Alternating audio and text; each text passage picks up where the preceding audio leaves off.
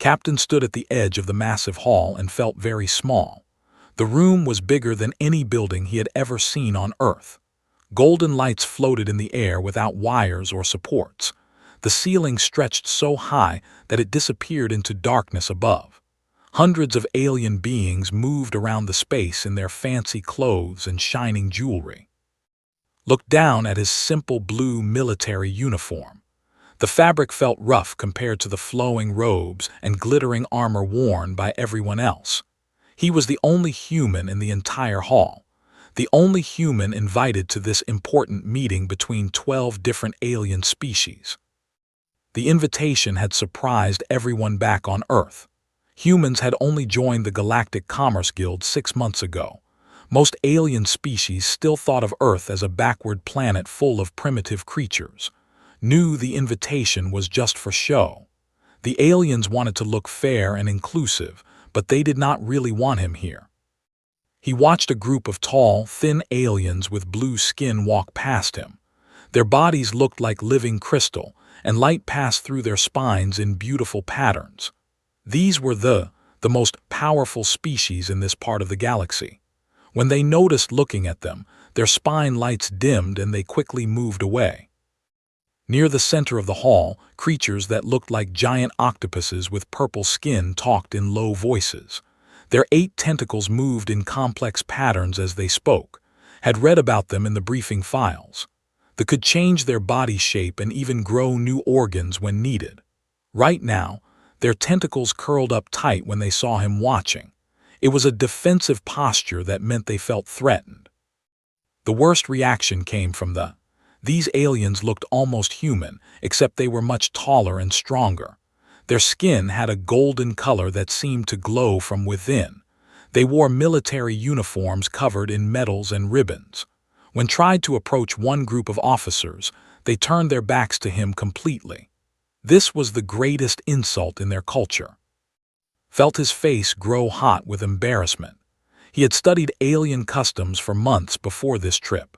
He knew he was supposed to make a good impression for all of humanity, but nobody would even talk to him. The sounds in the hall were strange too. Each alien species spoke in their own language. Small devices behind their ears translated the words, but noticed something troubling. When aliens talked near him, they switched off their translators. They wanted to make sure he could not understand what they were saying about him. A deep, musical sound filled the air. It came from enormous bells that hung from the ceiling. The sound meant it was time for the feast to begin. Felt his stomach twist with nervousness. He had been dreading this moment all day. All around him, the aliens began moving toward their seats. Each table was arranged in a perfect circle around a raised platform in the center of the room. The most important aliens would sit at the high table on that platform. Everyone else would sit at the lower tables based on their rank and importance. Pulled out a small device that showed his seating assignment. According to the file sent to him before the trip, he should sit at table 7, seat number 43. He walked through the crowd, looking for the right table. Table 1 was closest to the platform. Only the most important leaders sat there. Table 7 was much farther back near the wall. Did not mind. He was just happy to be included at all. But when he reached table 7, something was wrong. Every seat had a small holographic nameplate floating above it. The blue light showed the name and title of the person who should sit there. Walked around the entire table twice, checking every seat. His name was not there. He pulled out his device again and checked the information. Table 7, seat 43. That was definitely what it said, but seat 43 did not exist. There were only 42 seats at the table. Felt panic rising in his chest. The musical bells sounded again. This was the final call for everyone to take their seats. All around him, aliens were sitting down and arranging their robes and tentacles and crystal spines. The noise level in the room dropped as conversations ended. Hurried to table 8 and checked those seats. His name was not there either. He tried table 6. Nothing. The space around him grew quiet as more aliens found their places. Soon was the only one still standing. Hundreds of alien eyes turned to look at him. Some seemed curious. Others looked annoyed that he was disrupting the ceremony. A few appeared pleased, as if they had expected this to happen. Realized what had occurred. Someone had deliberately removed his seat assignment. Maybe they had never planned to give him a real place at all. This was their way of showing him that humans did not belong here. The embarrassment was overwhelming. Wanted to run from the hall and hide on his transport ship, but he could not move. His feet felt frozen to the floor. Everyone was staring at him now. The silence pressed down on him like a heavy weight. On the raised platform, the most important aliens sat at the high table. Kings and queens and presidents from 12 different worlds. In the center sat Princess of the royal house. She was the most beautiful creature had ever seen. Her butterfly-like wings spread wide behind her chair, and patterns of light danced across their transparent surface. Princess was looking directly at him. Her large, dark eyes seemed to see everything. Wanted to look away, but he could not. There was something in her expression that was different from all the others. She did not look pleased or annoyed. She looked thoughtful. The seconds stretched on. Stood alone in the vast hall, surrounded by hundreds of seated aliens. His simple blue uniform felt like a spotlight pointing out how different he was, how unwelcome. But Princess kept watching him, and slowly something changed in her face. Her expression shifted from thoughtful to determined. She began to stand up from her throne.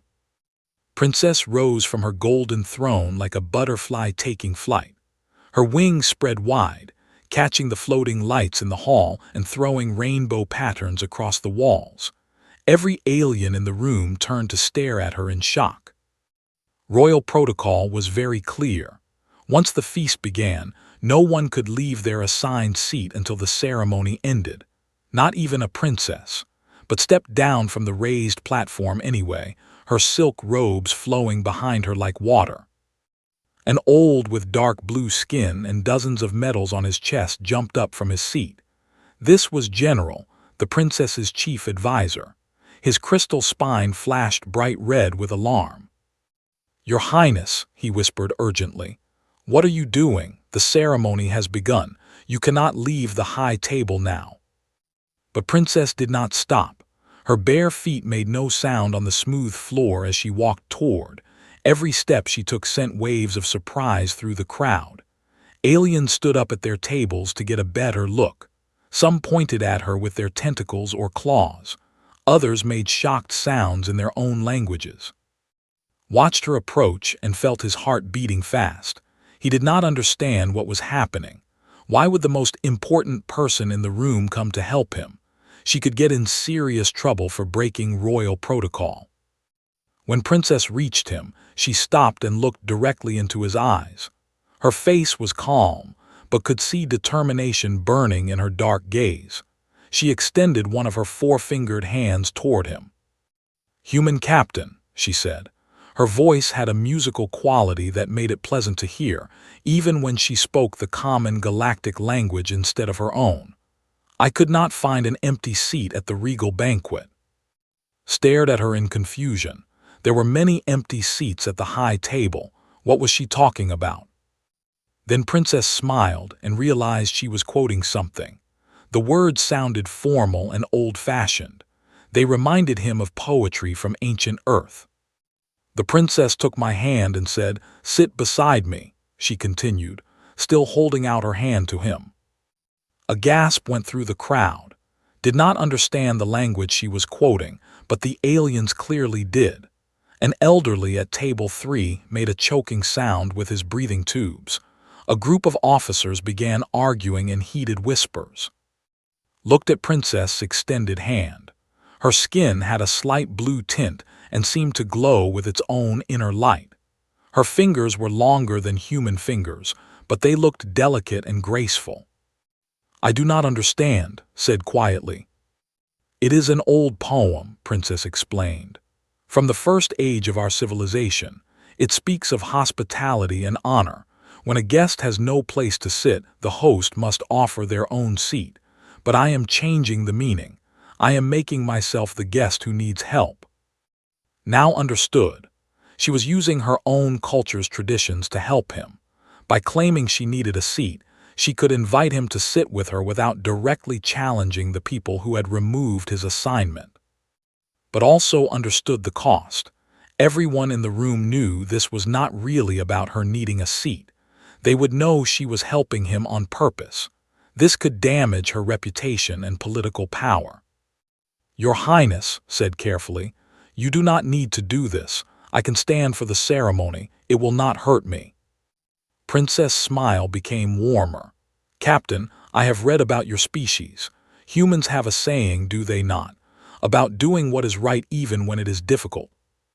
Nodded, "We do." "Then you understand why I must do this." She kept her hand extended toward him.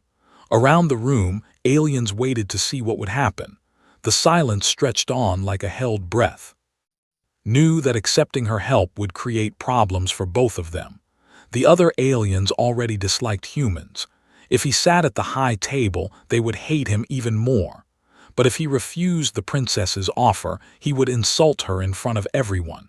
That would be even worse. He reached out and took her hand. Her skin felt warm despite its blue color. Her grip was firm but gentle. As soon as their hands touched, she turned and began walking back toward the platform. The crowd erupted in shocked whispers. Some aliens stood up at their tables and pointed. Others made angry sounds in their own languages. Heard several translator devices switching on as aliens wanted to share their outrage in the common language.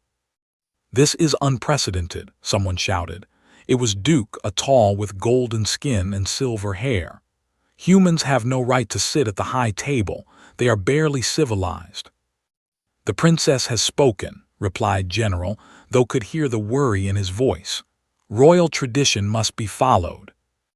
As they walked up the steps to the platform, Princess leaned close to and whispered, "Do not let them frighten you.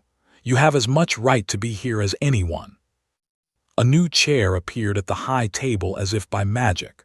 Realized it was made of the same flowing energy that created the floating lights. The chair formed itself next to Princess' throne, matching its golden color and elegant design. Sat down carefully, trying not to show how nervous he felt. From this height he could see the entire hall spread out below. Hundreds of alien faces stared up at him. Some looked curious. Many looked angry. A few seemed thoughtful, as if they were trying to understand what had just happened. Princess took her place on her throne and folded her wings behind her. She seemed completely calm, as if she had not just broken 1,000 years of tradition. "Let the ceremony continue," she announced in her musical voice. But Duke was not finished. He stood up at his table and pointed one golden finger at. "I object to this human's presence," he declared loudly. "The high table is for proven leaders only. What has this primitive species ever accomplished? What right do they have to sit among us?" Other officers stood up and voiced their agreement. Soon, aliens from other species began joining the protest. The hall filled with angry voices in a dozen different languages. Princess raised one hand, and the noise gradually died down. "Duke raises an interesting point," she said calmly. "Perhaps we should test everyone's worthiness tonight. I invoke the ancient right of trial." The hall fell completely silent. Had no idea what the right of trial meant, but from the shocked expressions around him, he could tell it was something very serious indeed. The right of trial had not been invoked for over 300 years. Learned this from the worried whispers that filled the hall after Princess spoke those fateful words. He also learned that it was a binding ceremony. Once begun, it could not be stopped. General approached the princess's throne with quick, nervous steps. His crystal spine pulsed with rapid orange light, which now knew meant extreme anxiety in body language. "Your Highness," the general whispered urgently, "do you understand what you have done? The right of trial means every species here must prove their worth or face exile from the council. This could destroy decades of careful diplomacy." Princess kept her eyes fixed on Duke, who still stood pointing at with his golden finger. The Duke questioned human worthiness to sit among us, she replied calmly. Very well. Let all species prove they belong here. Duke's face went pale, but he could not back down now. The right of trial, once invoked, applied to everyone equally. Even the proud would have to demonstrate their value to the galactic community. Ancient ritual demanded that the trials begin immediately. Floating platforms appeared throughout the hall, rising from the floor like silver mushrooms. Each platform had space for one species to show their greatest achievement. The went first, as hosts of the gathering. Princess remained seated, but 12 of her people took their places on the nearest platform. They wore simple white robes that seemed to glow with inner light. What happened next took breath away. They began to sing in their native language, but this was not just music. As their voices rose and fell in perfect harmony, the space around them began to change. Reality itself seemed to bend and twist in response to their song. Watched in amazement as the folded spacetime like origami, dimensions that should not exist opened up around them. Distance became meaningless. I could reach forward and touch something that appeared to be miles away. Another stepped sideways and vanished, only to reappear instantly on the other side of the platform. Dimensional mathematics, Princess explained too quietly. My people discovered how to manipulate space and time through mathematical formulas expressed as music. This ability allowed us to build the first faster-than-light ships and connect the galaxy. The demonstration lasted 10 minutes, but felt like he had watched something that took both seconds and centuries to complete. When they finished their song, reality snapped back to normal with an almost audible pop. The assembled aliens burst into applause. Even found himself clapping. The skill and precision required for such a display was beyond anything humans could imagine. Next came the 8 of their representatives flowed onto a platform like living purple liquid. Their tentacles merged together until they formed a single, massive creature with dozens of eyes and mouths. Leaned forward in fascination as the merged began to reshape itself. New organs appeared along its surface. Specialized limbs sprouted to handle specific tasks. Within minutes, the creature had become a living biological factory. It began producing complex chemicals from raw materials in the air. Watched as medicines, fuels, and even electronic components grew directly from the creature's transformed body. They were living proof that biology could be more advanced than any technology. They can adapt to any environment, Princess murmured. Survive in space, underwater, in acid or radiation. Their bodies are the ultimate tool for exploration and colonization. When they separated back into their individual forms, they left behind a collection of perfectly crafted items that would have taken human factories weeks to produce. They strode onto their platform with military precision. Duke led them, his golden armor gleaming under the floating lights. He activated a holographic projector that filled the air above the platform with a complex battle scenario. What followed was a display of tactical genius that made human military strategy look like a children's game. They fought a war game against an artificial intelligence programmed with the knowledge of 1,000 civilizations. The battle played out in fast motion, with entire fleets moving across star systems in seconds. They won every engagement. Their formations were perfect, their timing flawless. They anticipated every enemy move and countered with devastating effectiveness. When the simulation ended, they had achieved total victory without losing a single ship. Military perfection, Duke announced proudly. For 10,000 years, no force has ever been defeated in open battle. We are the guardians of galactic peace. Other species followed with their own demonstrations. The crystal-bodied silicates showed how they could survive in any environment, even the vacuum of space. The energy beings called demonstrated their ability to travel at the speed of light. The plant-like grew an entire forest ecosystem in minutes. Each display was more impressive than the last. Each species had evolved to a level of perfection that humans could barely comprehend. Felt his confidence shrinking with every demonstration. Finally, all eyes turned to him. It was humanity's turn to prove their worth. Stood up slowly, his legs feeling weak. He looked down at the sea of alien faces, all waiting to see what this primitive species could possibly offer. Even Princess watched him with curiosity, though her expression remained kind. Stepped onto the last empty platform and activated the holographic projector. But instead of showing something humans had accomplished, he displayed something they had failed to solve. The image showed a massive ship drifting through space. Its hull was cracked and leaking atmosphere. Emergency lights flashed red along its damaged sides. The ship contained refugees from a dozen different species, all fleeing from a war zone. "This is the cargo vessel Harmony's Dream," announced, his voice carrying clearly through the silent hall. 3 weeks ago, it was struck by a meteor shower while carrying evacuation refugees. The ship is now drifting toward the system with failing life support. The crew is dying, and they have less than 48 hours before total system failure. Paused and looked around the room. This is not a simulation. This is happening right now, in real time. The ship sent out a distress call, but no single species has been able to develop a rescue plan that works. He gestured to the holographic display, which now showed technical readouts and damage reports scrolling past in multiple alien languages.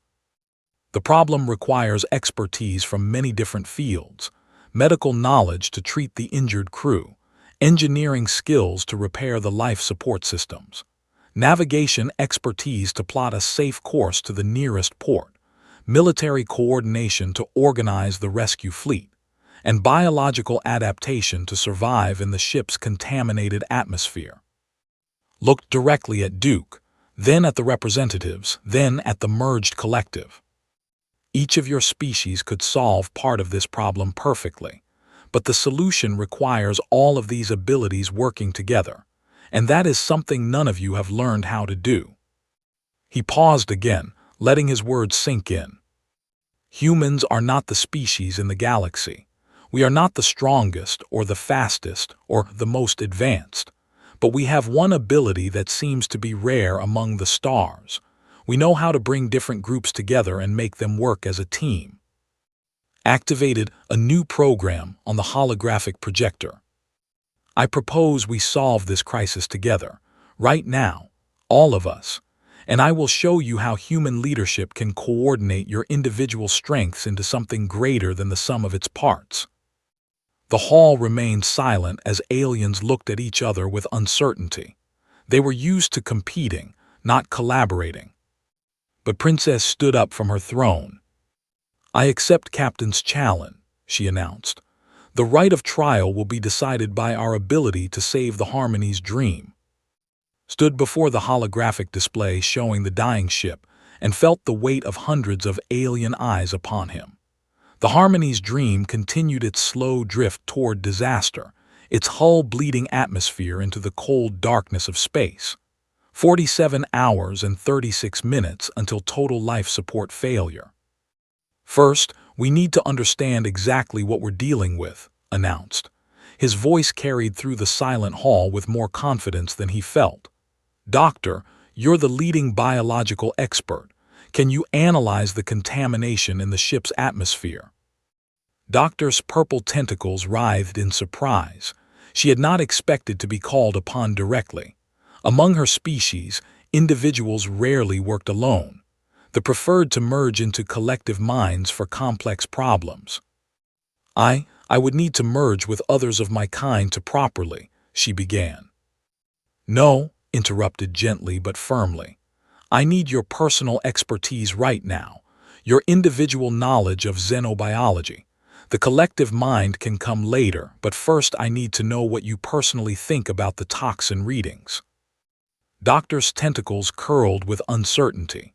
But she looked at the data streaming across the hologram and began to analyze it with her own mind instead of waiting for group consensus. The contamination appears to be a combination of methane leak and industrial coolant, she said slowly. Dangerous to most species, but it could be neutralized by introducing specific enzymes. Excellent, said. Can your people produce those enzymes? Yes, but only if we have the right raw materials to. Commander turned to a tall officer with golden skin marked by battle scars. Your species maintains the largest supply depots in this sector. Do you have the materials Doctor needs? Commander's face showed surprise and suspicion. Perhaps, but why should resources be used to? Because, said calmly, your people take pride in military efficiency. What's more efficient than having the supplies ready and waiting exactly where they're needed? Your logistics network is the best in the galaxy. Had studied psychology during his training. They responded well to acknowledgement of their military superiority. Sure enough, Commander straightened with pride. Of course we have the materials, he said. Supply lines never fail. Perfect. Doctor, can you work with Commander to identify exactly what you need? Watched as the scientist and the officer began comparing lists and databases. They had never worked together before, but they were starting to communicate effectively. But the real challenge came next. Princess, said, turning to the royal, your people can fold space-time. Can you get the supplies from the depot to the Harmony's dream instantly? Princess' wings fluttered as she considered the problem. The distance is vast, and the ship is moving. Dimensional folding requires precise calculations for moving targets. How precise? Asked. We would need to know the exact position, velocity, and trajectory of both the ship and our supply vessels at the moment of transport. The mathematics are extremely complex. Nodded. Professor, your silicon-based people process mathematical calculations faster than any quantum computer. Can you provide those calculations? Professor was a being made of living crystal whose thoughts moved at the speed of light through his silicon-based nervous system.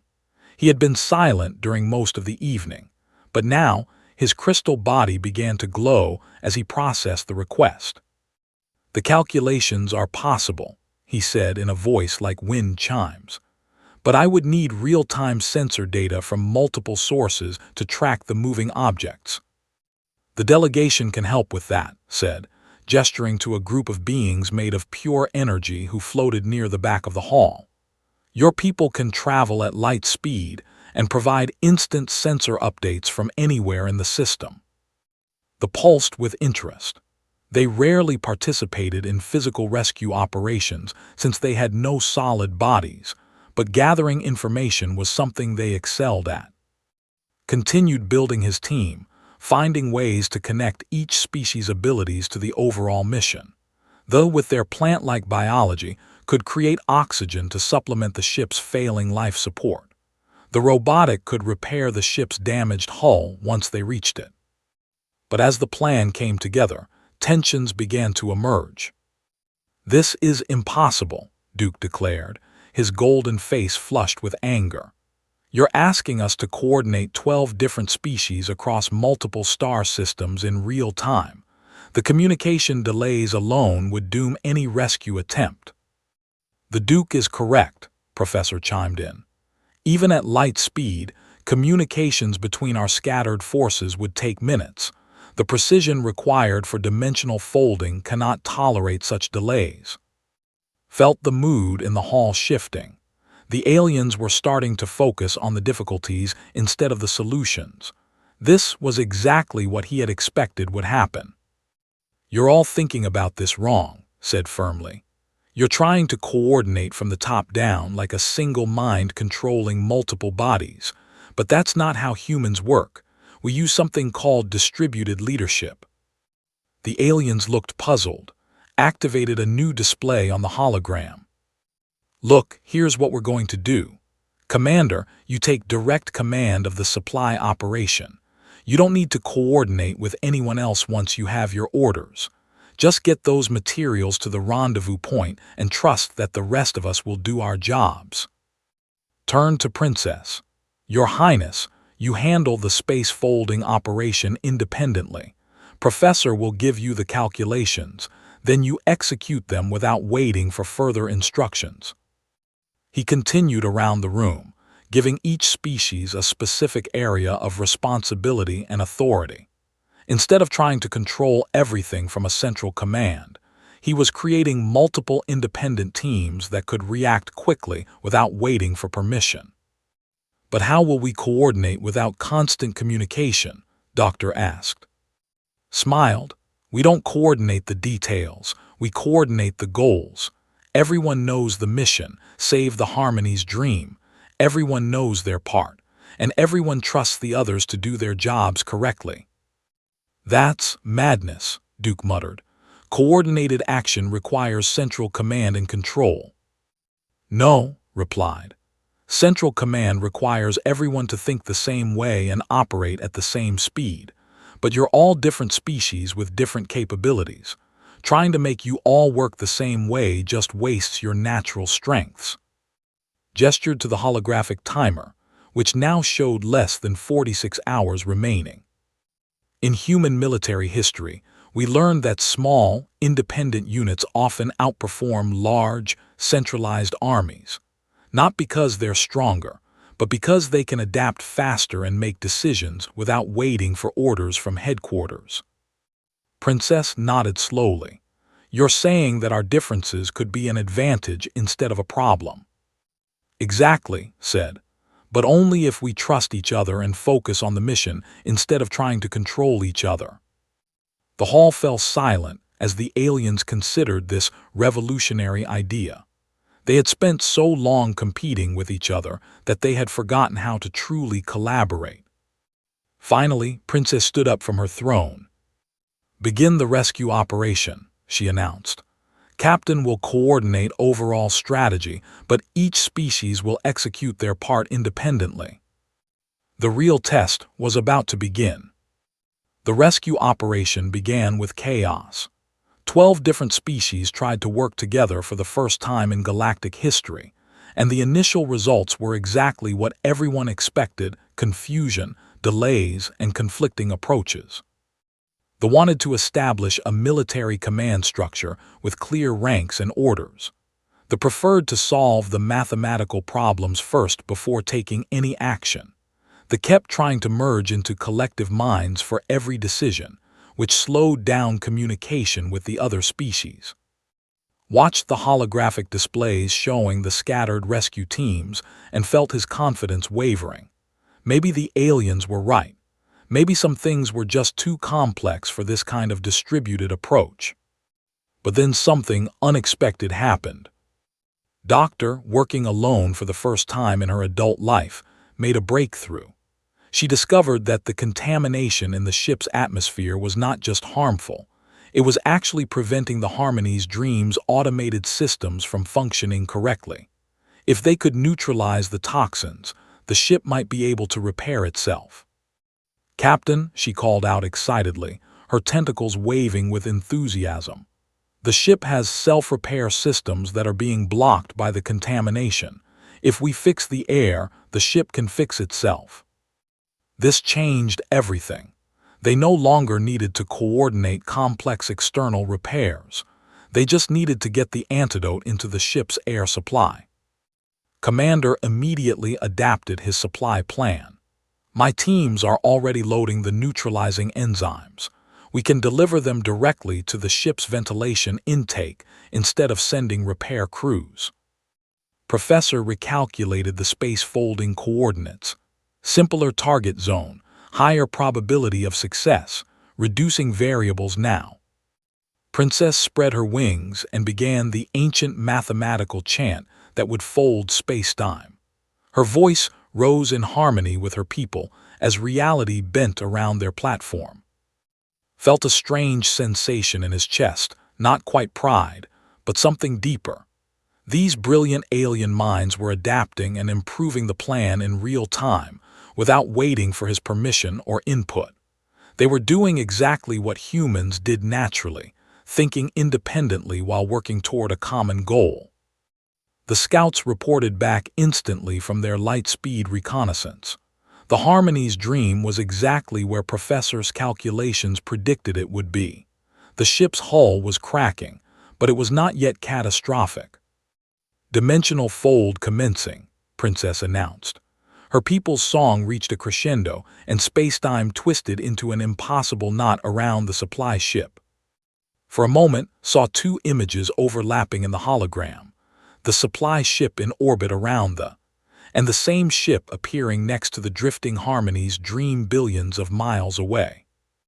Then reality snapped back to normal, and the supply ship was simply there, beside the refugee vessel.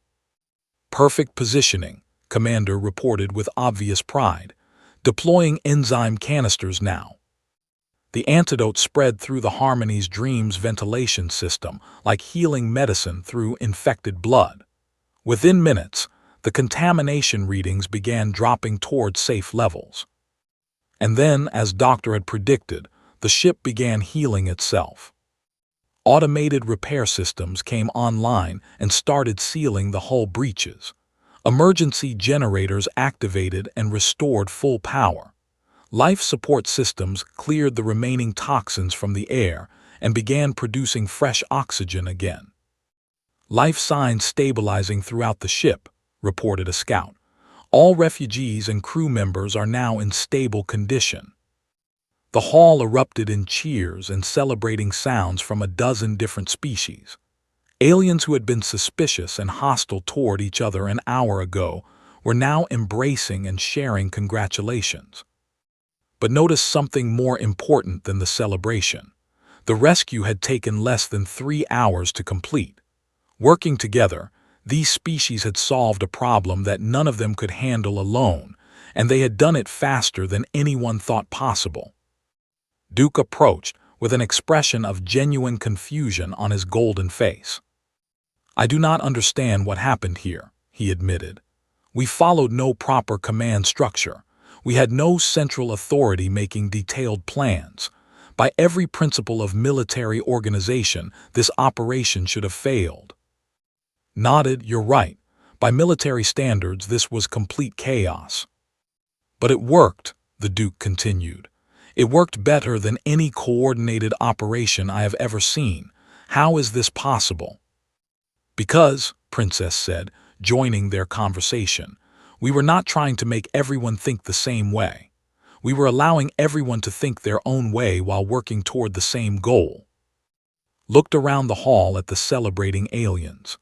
"Every species here evolved to be perfect at something specific. You are masters of military strategy. They understand mathematics better than anyone. They are biological experts. But you all tried to work alone, using only your own species' methods." He gestured toward the hologram, which now showed the Harmony's dream safely under power and heading toward the nearest space station. "Humans are not perfect at anything," continued. "We are not the strongest species, but we learned something that your perfect civilizations never needed to learn. We learned how to bring different strengths together and make them more powerful as a team." Doctor approached with her tentacles curled, in what now recognized as the expression for deep thought. "You made me work alone," she said. "No has made scientific discoveries working alone for 3,000 years. We always merge minds for complex problems, but working alone, I could think faster. I could make intuitive leaps that the collective mind would have questioned too much." Professor's crystal body chimed with realization. "The same is true for my calculations. Without waiting for consensus from my people, I could process the variables more quickly." Smiled. "Every species here has incredible abilities, but you have also been limited by only working within your own groups. Humans can help you discover what you can accomplish when you combine your strengths."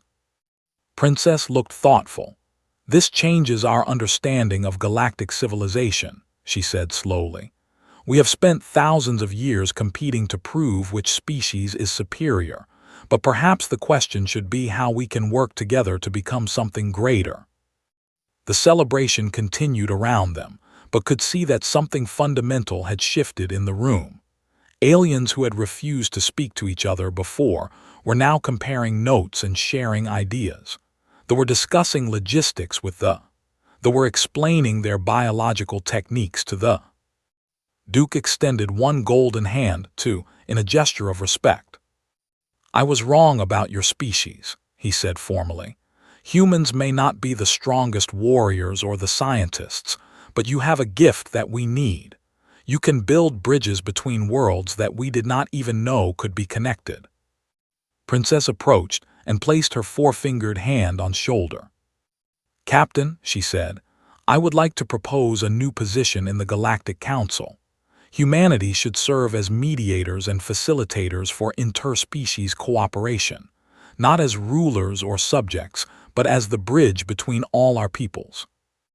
Looked around the hall one more time. The aliens who had shunned him just hours ago were now looking at him with respect and curiosity. The empty seat that had seemed like rejection had become the foundation for humanity's most important role among the stars.